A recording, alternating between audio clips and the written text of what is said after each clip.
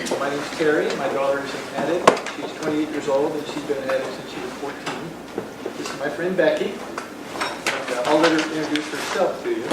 We want to talk to you just briefly about a little bit about what it's like from a parent's perspective. It's been very different for me because addiction is different. It's very, very different from interacting with somebody who is not an addict. I was not very good at it, and I'd say for the past 11 years, I didn't have a very good relationship with my daughter because I didn't understand the disease of addiction. I think I'm getting a better handle on it now, and so we're going to try and share that perspective a little bit. So this is my friend Becky, and she'll start speaking with you. Hi there. Does anybody really know what a definition of addiction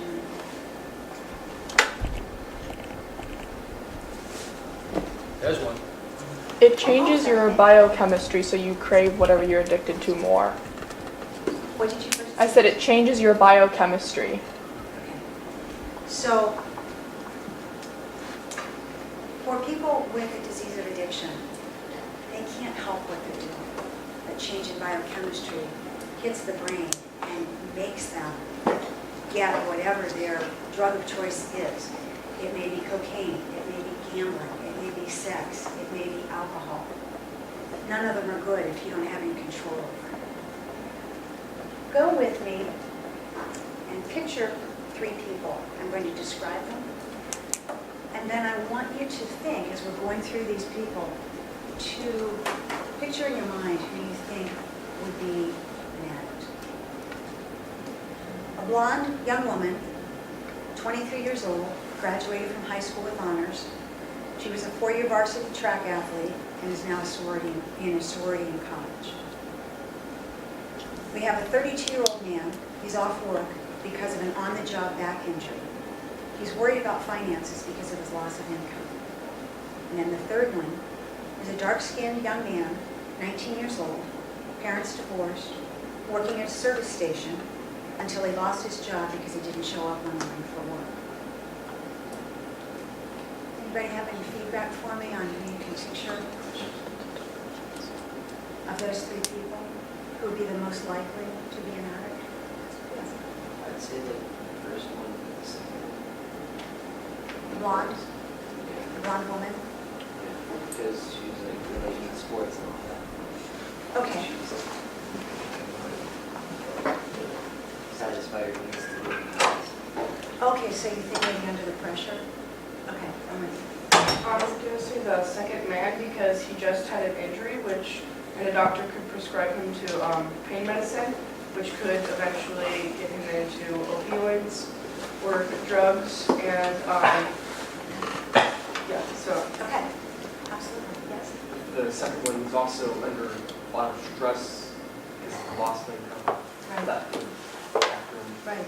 Right, okay. I'm with you with everything that you said, and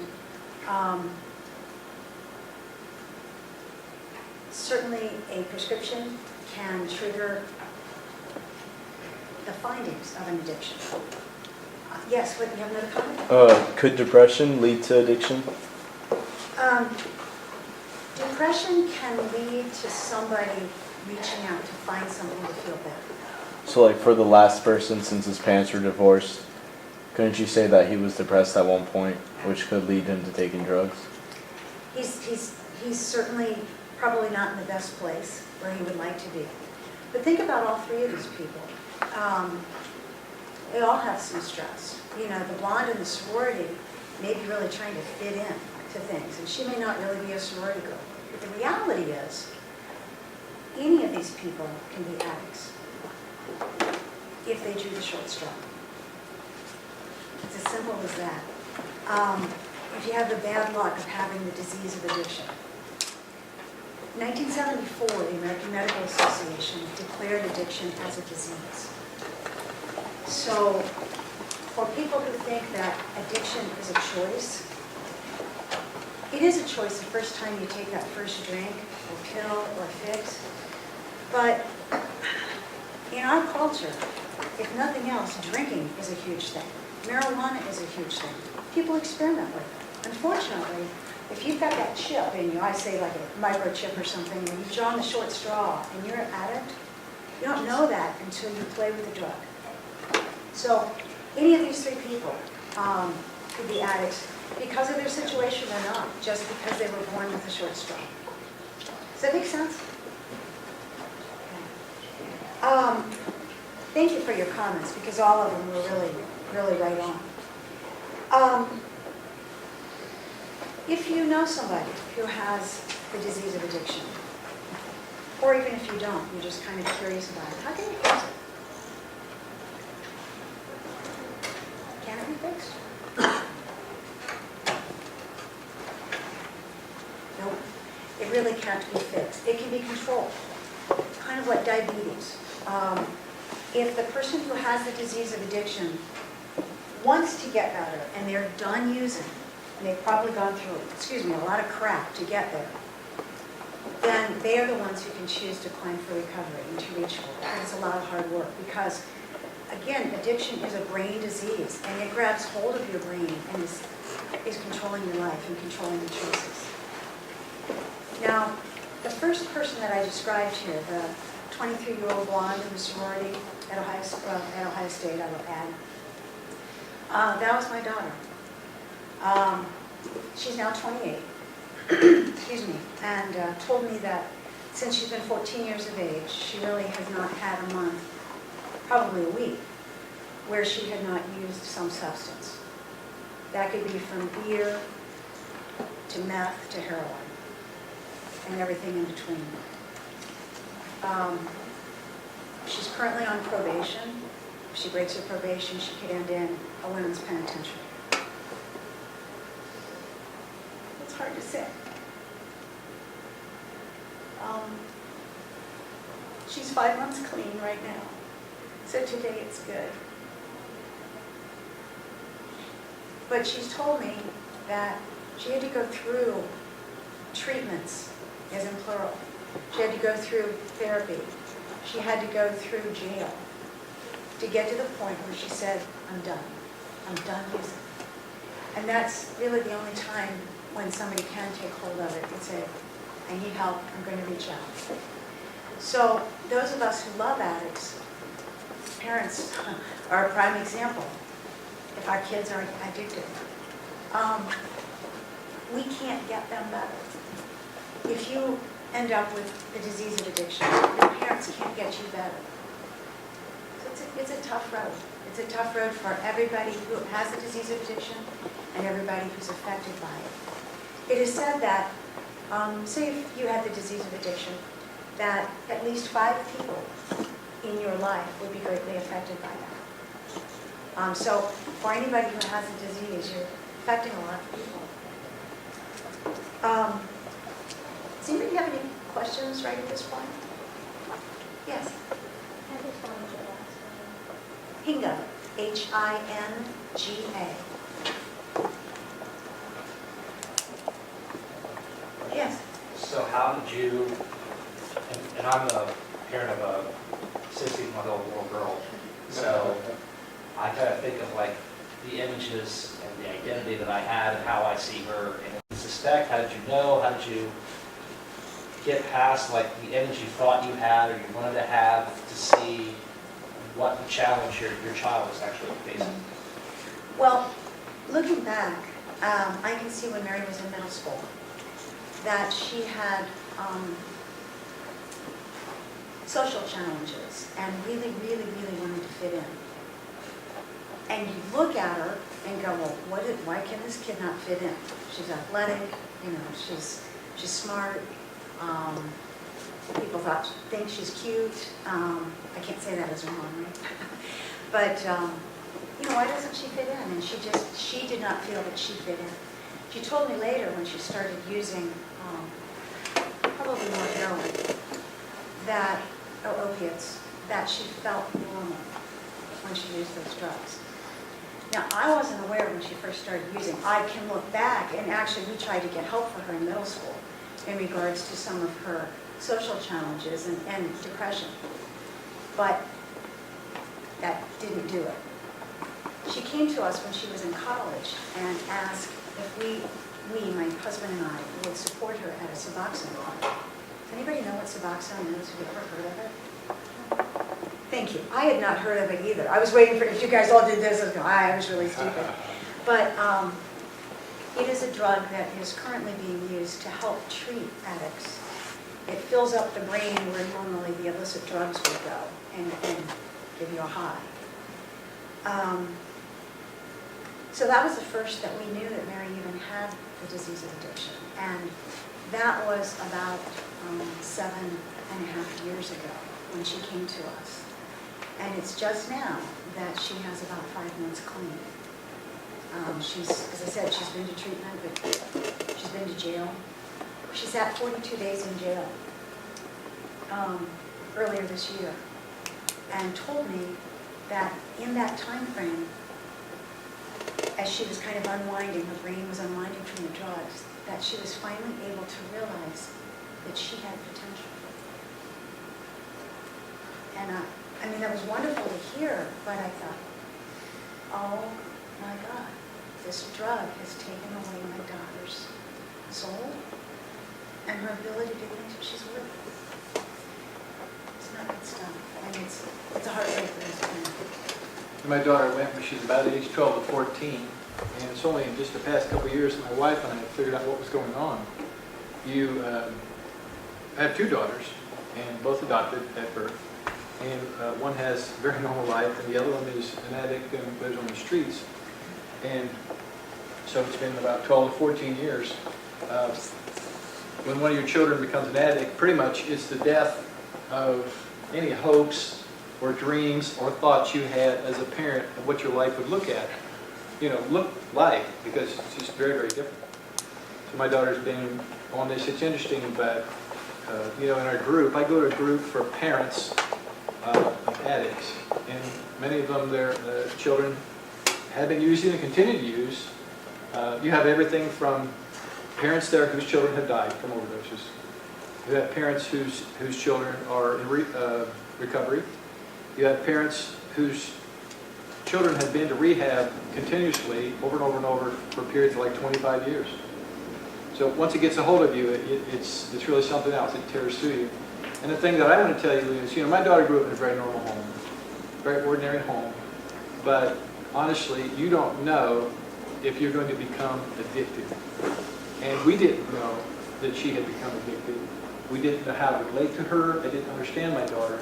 That pretty much, ripped our life to shreds, because once the addiction gets a hold of you, then you no longer have a choice. In our group, we say, I didn't cause it, I can't control it, and I can't cure it. So, once you become an addict, or you find out that you have a disposition, a gene, the background, the history, then you pretty much have to be dry for the rest of your life from drugs, alcohol. My daughter's addicted to drugs, opiates, alcohol, and sex with men. And all 3 are continuing to destroy our life. So if you want to change, the 2 things I would say to you is, you don't know when you try it if you're going to become an addict. My daughter didn't intend to become an addict. And then if you're addicted, then you have this lifelong commitment of you making the decision to try to get better from it. Any other questions? Just so I can take minutes better, what is your last name? Merriman, as in happy guy, Merriman.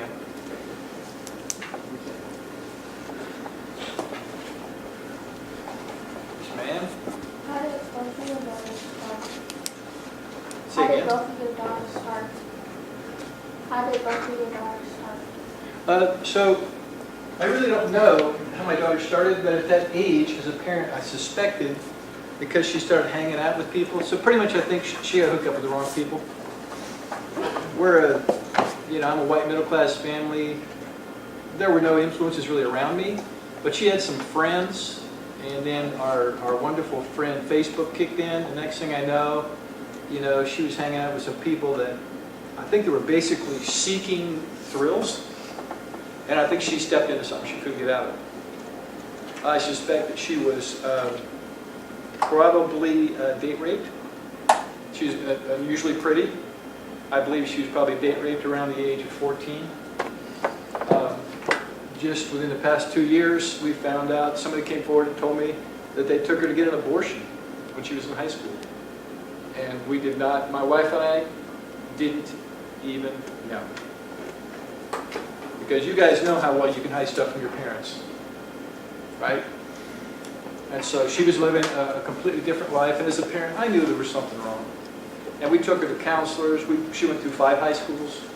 We did what we could, but we didn't know, the main thing we didn't know is we were dealing with a disease of addiction that she couldn't stop. I kept thinking if my daughter loved me, that she would change. But as a parent, you find out that once you have addiction, it's no longer their choice. My daughter loves me right now. My daughter loves me incredibly. And it has nothing to do with the fact that she continues in a disease of addiction. Any question? Anything else? Do you think peer pressure was a factor in this? I think you guys know that at your age, you really don't care what parents think. Really, your peers are the only people whose opinions seem to matter to you, from my perspective. You know, I'm a teacher over at PASS and stuff. So, I don't know if they pressured her, but I think that because her friends were the only opinions that were important, and I think the friends she was with were seeking thrills. And the part that really is unfortunate is, I know all the idiot friends she had, and I know what they tried, and none of them had the disease of addiction. They all tried drugs, they tried alcohol, they tried sex with boys, and then as they grew up, they said, you know, I don't wish to do that anymore.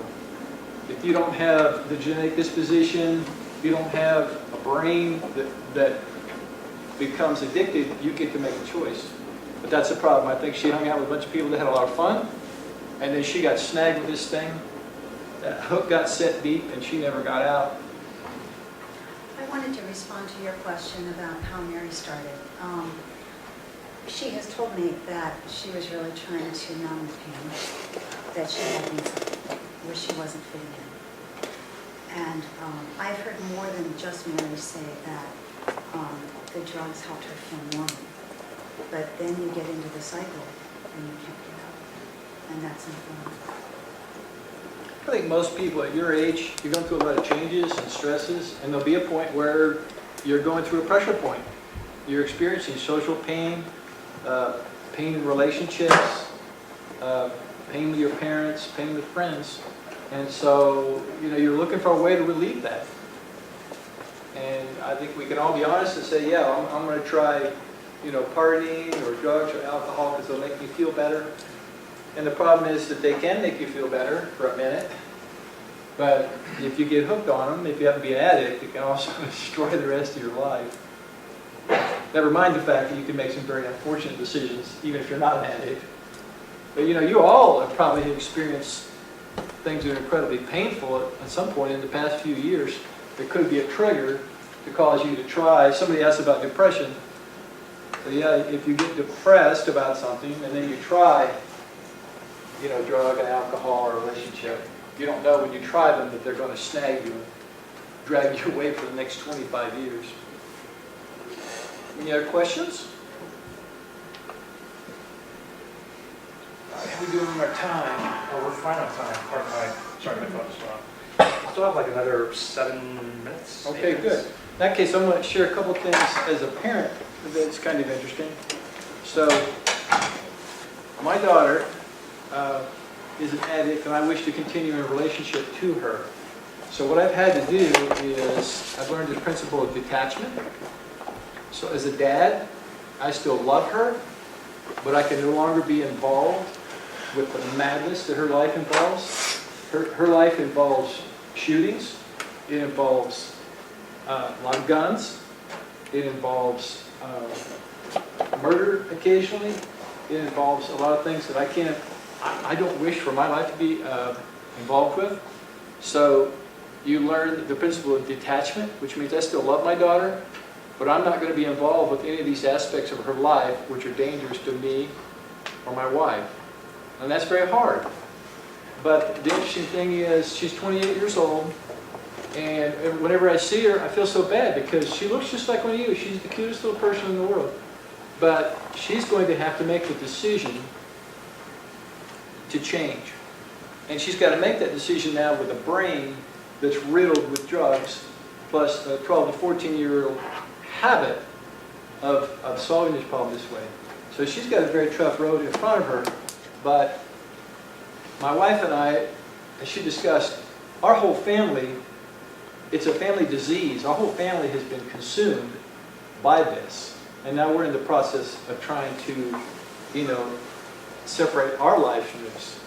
Just a couple weeks ago, my daughter, I was in an emergency room, and the police and everybody were present, and my daughter had nowhere to go, and she turned to me and the police said, "You're going to take her home now?" And I said, "No.